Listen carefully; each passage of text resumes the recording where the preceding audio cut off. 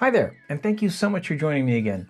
Today, I have before me what is quickly becoming one of my favorite combos, the Novation Summit and the Push 3. And in this video, I want to show you a workflow I've been using lately to get some inspiration and musical ideas flowing. Please note that Novation kindly sent me Summit to demo and try out, but they're not paying me to make this video, nor do they have any say in my opinions here. Also, I really believe that the best way to get to know a synth is to use it in actual musical context. So instead of getting too technical or showing you a bunch of crazy patches that you can't use in a song, my aim is to hopefully make some enjoyable music with it here today. With that said, let's get going. Now, if you're anything like me, you might find that one of the biggest struggles in music making is the first few minutes in front of a blank slate, namely coming up with new ideas and starting points for music. Funnily enough, I found that returning to the very basics has been a goldmine for inspiration. Recently, I've taken up piano lessons again, and even just remembering basic things I might have already known a long time ago has been a great resource to come up with new ideas. Now, I really do love sequencers, but being able to express yourself through actually playing an instrument is really something else, and I highly recommend it to anyone out there, even if you mainly compose and play using a sequencer. So with that said,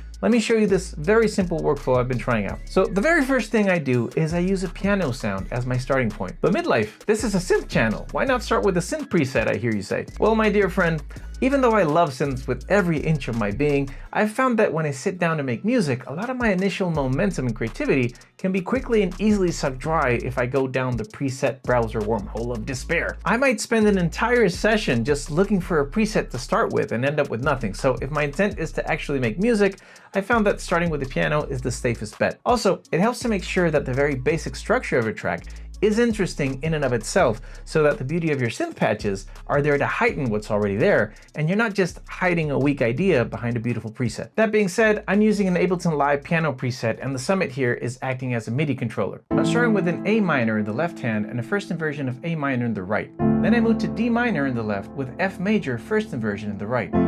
I keep the right in place and move the left to F. Then finally settle down on a G major on the left and E minor first inversion on the right. So in numerical terms, this is a 1, 4, 6, 7 progression. Now that I have my foundation, I'm going to turn to the Summit now and look for a bass patch. And I'm going to use this preset category browser, which should be mandatory for all synths by law.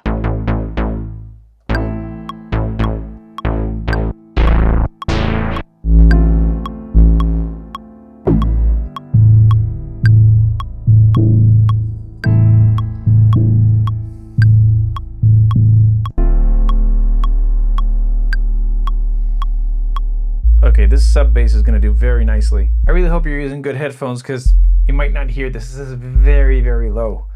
That sounds, oh, so nice. Okay, I'm going to up the sustain a bit. Give it a bit more release.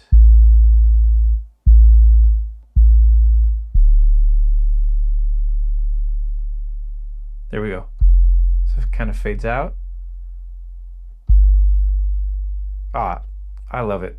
The low end on the Summit is exceptionally good, especially considering it's a polysynth. You can definitely hear the bass station DNA here in lots of patches. I'm not sure it could replace a Subsequent 37 or Pro 3, but it can definitely hold its own if you don't want to haul around a dedicated monosynth. This sub bass is just right, so I'm going to lay down the root notes and keep it simple.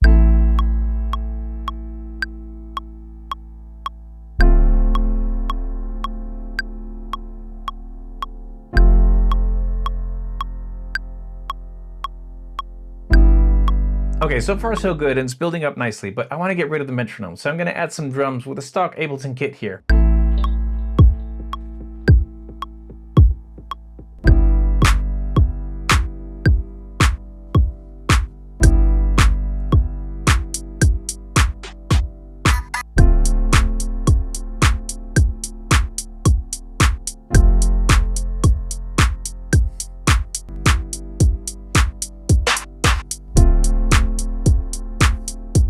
Nice. Okay, cool. Now I want a melody for my track, so let's go for another patch on the Summit. One of the things that I love most about the synth is that it can get very crazy, but it can also be well behaved enough to serve in a song without overpowering it. And I think the best example is none other than this patch right here, called Board of Canada, and it's one of my favorite presets in the entire synth. It kind of represents what I have in mind when I think synthy sounds. Just listen to this beauty. Gonna open up the filter.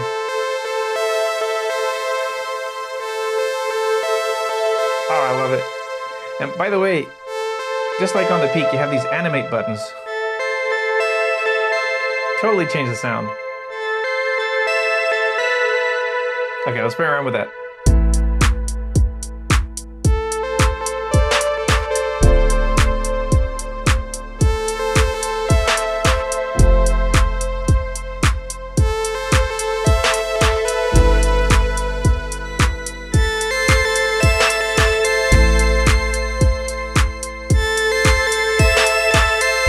Truly a performance synth.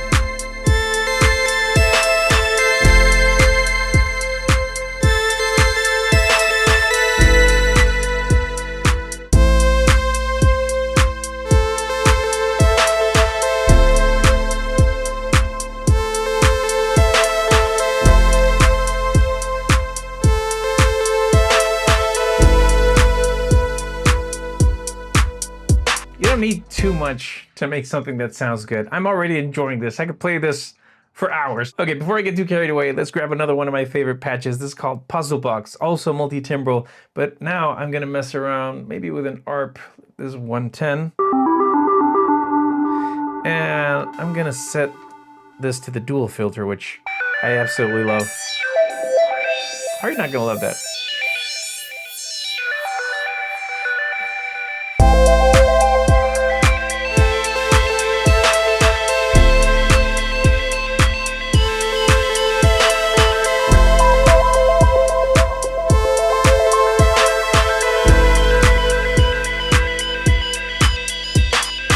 One of the Summit's greatest strengths, just like the peak before, is just how accessible everything is. You can not know the synth at all and just find your way around so easily in just a couple of minutes by looking at the front panel. And I really appreciate that I could just pick it up and, you know, start playing around with it and not have to worry about, I don't remember how to exactly use it. I just have fun with it. Oh, that sounds nice. I'm gonna filter it down a bit. Ooh. Love that movement. Yeah, that's going in there.